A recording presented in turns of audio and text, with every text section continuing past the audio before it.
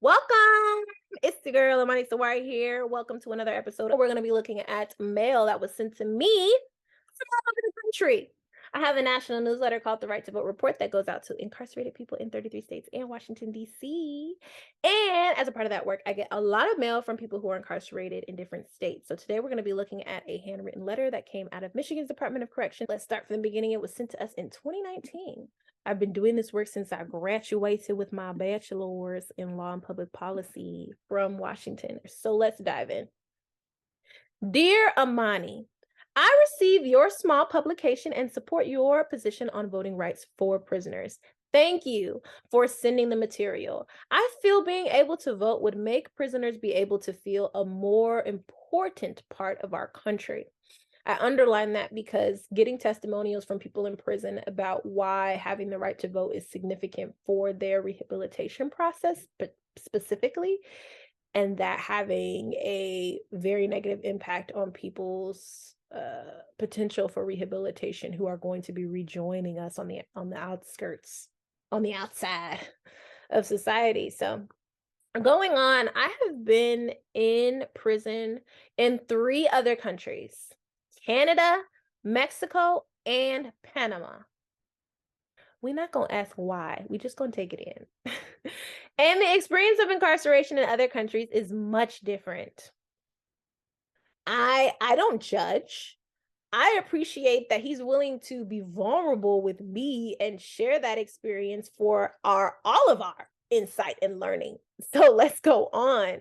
For instance, in Mexico and Panama, you can purchase and drink beer freely. Now, I know in the United States you can smoke cigarettes, but you definitely cannot have any other intoxicants, okay, legally. Now, we all know, allegedly, somehow things are getting in that are messing up people's sobriety journey, but it's not, freely happening. And so that's it. That's an interesting contrast. In Canada, the food is excellent.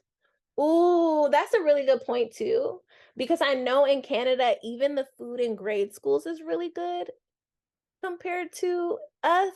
And there is a direct reflection between the types of food that's being served to students who, they don't have no control over what they eat unless their parents send them something, and people in prison who have absolutely no control over what they eat. There is a direct reflection in the types of meals being served, especially in like public institutions that are like government funded.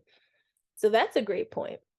He goes on to say, I have been in prison 42 years on August 22nd, 2019. Wow, that is a long time.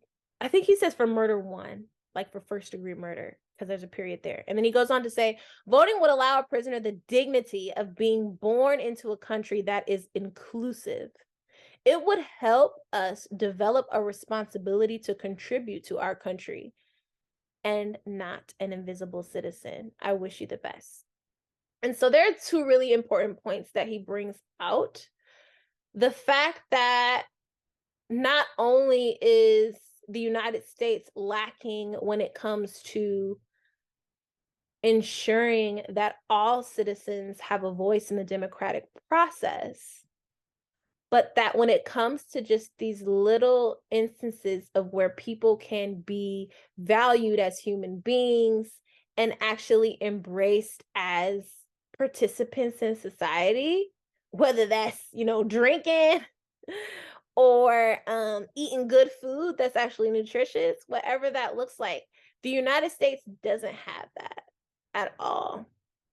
And I appreciate what he pulled out about South American prisons. In South American prisons, the main punishment of prison is separation from society. So specifically talking about Panama here. The actual consequence of the behavior, the crime against society, is being separated from society. But all these extras when it comes to not being able to talk to family and friends, having to pay exorbitant prices for potato chips, not being able to indulge in light alcohol, beer, whatever the case may be, not being able to have any sense of indulgence or recreation or entertainment, not being able to have your tablet. All these things are extra burdens of punishment that incarcerated people in the United States have to suffer simply because they were born in the United States and incarcerated in the United States. So I love how he pulls out that voting enables a sense of dignity. Having the option to vote enables a sense of dignity. Not everybody's going to follow up on the option and actually do the research and cast a ballot and stuff like that. But people should have the option as citizens born in a country that states that it is an inclusive democracy. People should have that option. And the second piece, or the third piece, whatever piece I'm on, developing a responsibility to contribute to society. So for me, I see voting as this critical plug in the gap that makes prisons ineffective. Why?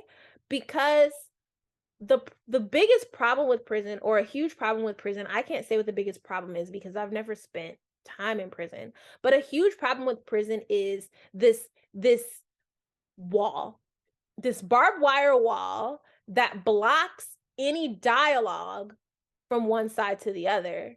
There is no pathway of communication between the lawmakers and the lawbreakers. Is that intentional? Yeah, it is. But is that productive? Absolutely not. Some of the lawbreakers didn't even know why they broke the law. Some of the lawbreakers were impoverished and needed money so that they could survive and were forced to break the law. And some of the laws just don't make sense. And so people didn't even understand how they were breaking the law. So obviously there's a need for dialogue there. And without that being established in some way, whether that be people having the option of voting or legislators hauling their ass to the facilities themselves and establishing some pathway of communication, like, oh, I'm gonna come here every Tuesday and hear out on what's going on because this prison is in my legislative district. And if legislators are going to insist on people in prison not having voting rights, not having access to their born right to vote in an inclusive democracy, then these legislators need to haul their butts over to the facilities and go talk to the people themselves. Since you're not trying to collect ballots from them, go talk to them yourself. And if you can't bear to go inside of the facility, then that should say something to you and your constituents. That should say a lot, especially to constituents who did have to serve time there, to formerly incarcerated people who probably are your constituents, and to their friends and families who had to go visit those places. And I hope that it gave you some insight as to why people in prison are seeking out having voting rights, or at least having some access to their legislators as constituents in the form of dialogue that would garner some support for transformational change in their environments.